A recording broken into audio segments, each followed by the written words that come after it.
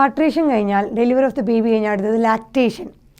Lactation എന്ന് പറഞ്ഞത് pregnancy പീരീഡിൽ തന്നെ മദറിൻ്റെ ബോഡിയിൽ അല്ലെങ്കിൽ ഫീമെയിലിൻ്റെ ബോഡിയിൽ ഒരുപാട് ചേഞ്ചസുകൾ ഫോം ചെയ്യുന്നു പറഞ്ഞു.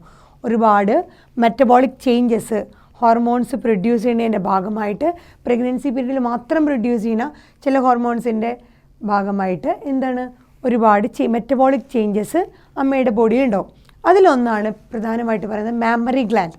So mammary gland of female differentiate ചെയ്ത് during pregnancy at the end of the pregnancy അല്ലെങ്കിൽ ആ പ്രഗ്നൻസി ടൈമിൽ മിൽക്ക് പ്രൊഡ്യൂസ് ചെയ്യാൻ തുടങ്ങും. അതാണ് പറയുന്നത് mammary gland of female differentiation during pregnancy start producing milk. So pregnancy period അല്ലെങ്കിൽ at the end of the പ്രഗ്നൻസിക്ക് ആകുമ്പോഴേക്കും മാമറി ഗ്ലാൻഡ് ഡിഫറൻഷ്യേറ്റ് ചെയ്ത് മിൽക്ക് പ്രൊഡ്യൂസ് ചെയ്യാൻ പാകത്തിനായിട്ടുണ്ടാവും towards the end of pregnancy. So end of the pregnancy ആവുമ്പോൾ milk produce ചെയ്യാനുള്ള എല്ലാ ഡെവലപ്മെൻറ്റും mammary ഗ്ലാൻഡിൽ ഉണ്ടായിട്ടുണ്ടാവും. So അതിനെ വിളിക്കുന്ന പേരാണ് ലാക്ടേഷൻ. സോ മിൽക്ക് പ്രൊഡ്യൂസ് ചെയ്യാൻ തുടങ്ങുന്ന ആ ഒരു പീരീഡ് പ്രഗ്നൻസിയുടെ അവസാനം മിൽക്ക് പ്രൊഡ്യൂസ് ചെയ്യാൻ തുടങ്ങുന്ന അതിനെ വിളിക്കുന്ന പേരാണ് ലാക്ടേഷൻ, മിൽക്ക് പ്രൊഡക്ഷൻ. ഇനി പറയുകയാണെങ്കിൽ എന്തിനാണ് മിൽക്ക് പ്രൊഡക്ഷൻ? അത് helps the mother in feeding newborn. So new ബോണിന് ഫീഡ് ചെയ്യാൻ വേണ്ടിയിട്ടാണ് ഈ മിൽക്ക് മദറിൻ്റെ ബോഡിയിൽ പ്രൊഡ്യൂസ് ചെയ്യണം. ഇനി അമ്മയുടെ ബോഡിയിൽ ആ മെമ്മറി ഗ്ലാൻഡിൽ നിന്ന് ആദ്യം പ്രൊഡ്യൂസ് ചെയ്യണ മിൽക്കിനെ വിളിക്കുന്ന പേരാണ്, വൈറ്റ് കളർ ആയിരിക്കില്ല, അത് കുറച്ച് ലൈറ്റ്ലി യെല്ലോയിഷ് പോലത്തെ കളറായിരിക്കും, ഒരു ഓഫ് വൈറ്റ്, അതിനെ വിളിക്കുന്ന പേരാണ് colostrum. Milk produced during initial few days of lactation. So ലാക്ടേഷൻ്റെ ആദ്യത്തെ കുറച്ച് ദിവസങ്ങളിൽ പ്രൊഡ്യൂസ് ചെയ്യണ ആ മിൽക്കിനെ വിളിക്കുന്ന പേരാണ് കൊളോസ്ട്രം.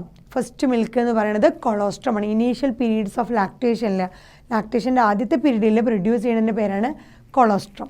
ഈ കൊളസ്ട്രത്തിൻ്റെ പ്രത്യേകത എന്ന് വെച്ചാൽ ഒരുപാട് ആൻറ്റിബോഡീസ് ഉണ്ടായിരിക്കും. കൊളസ്ട്രത്തിൽ നിറച്ച് റിച്ച് ഇൻ ആൻറ്റിബോഡീസ് ആയിരിക്കും. അത് കാരണം റെസിസ്റ്റൻസ് കിട്ടും. ന്യൂ ബോൺ ബേബീസിന് ഫർദർ ഇൻഫെക്ഷൻസ് ഒന്നും വരാതെ റെസിസ്റ്റൻസ് കിട്ടുന്നത് ആ കൊളസ്ട്രത്തിൽ നിന്നുള്ള എന്താണ് ആൻറ്റിബോഡീസാണ്. സോ അതുകൊണ്ട് തന്നെ ബ്രസ്റ്റ് ഫീഡിങ് വളരെയധികം ഇമ്പോർട്ടൻ്റ് ആയിട്ടാണ് എല്ലാ ഡോക്ടേഴ്സും റെക്കമെൻഡ് ചെയ്യുന്നത്. So breast feeding during initial period of infant growth, ഇൻഫൻറ്റിൻ്റെ ആദ്യത്തെ ഗ്രോത്ത് അല്ലെങ്കിൽ ന്യൂ ബോണിൻ്റെ ഫസ്റ്റ് ഇനീഷ്യൽ ഗ്രോത്തിൽ ബ്രസ്റ്റ് ഫീഡിങ് കമ്പൽസറി ആയിട്ട് പറയുന്നുണ്ട്. വളരെ ഇമ്പോർട്ടൻ്റ് ആയിട്ട് അത് സ്പെസിഫൈ ചെയ്ത് പറയുന്നു. It is recommended by the doctors for എന്തിനു വേണ്ടിയിട്ടാണ്? Bringing up a healthy baby. ഒരു നല്ല ആരോഗ്യമുള്ളൊരു കുഞ്ഞ് ആയിട്ട് മാറണമെങ്കിൽ ഈ ലാക്ടേഷൻ്റെ ആദ്യത്തെ പീരീഡിൽ തന്നെയുള്ള കൊളസ്ട്രം കിട്ടണം. അതുപോലെ ഫ്യൂ ഡേയ്സ് ഓഫ് ലാക്ടേഷൻ വളരെയധികം കമ്പൽസറിയാണ്. 2 years എങ്കിലും ലാക്ടേഷൻ അല്ലെങ്കിൽ മിൽക്ക് പ്രൊഡക്ഷൻ അല്ലെങ്കിൽ മിൽക്ക് കുട്ടിക്ക് കൊടുക്കണമെന്നാണ് പറയുന്നത്.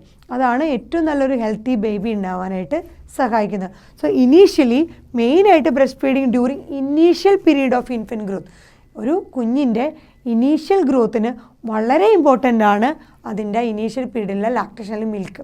അത് എല്ലാ ഡോക്ടേഴ്സ് റെക്കമെൻഡ് ചെയ്യുന്നത് ഒരു നല്ലൊരു ഹെൽത്തി ബേബീനെ ബ്രിങ് ചെയ്യണം. നമ്മുടെ സൊസൈറ്റിയിൽ നല്ലൊരു ഹെൽത്തി ബേബീനെ കൊണ്ടുവരാനാണ് ആ മിൽക്ക് അല്ലെങ്കിൽ കുട്ടിക്ക് പാല് കൊടുക്കണം, മുലയൂട്ടി വളർത്തണം എന്ന് പറയാനുള്ള മെയിനായിട്ട് കാരണം.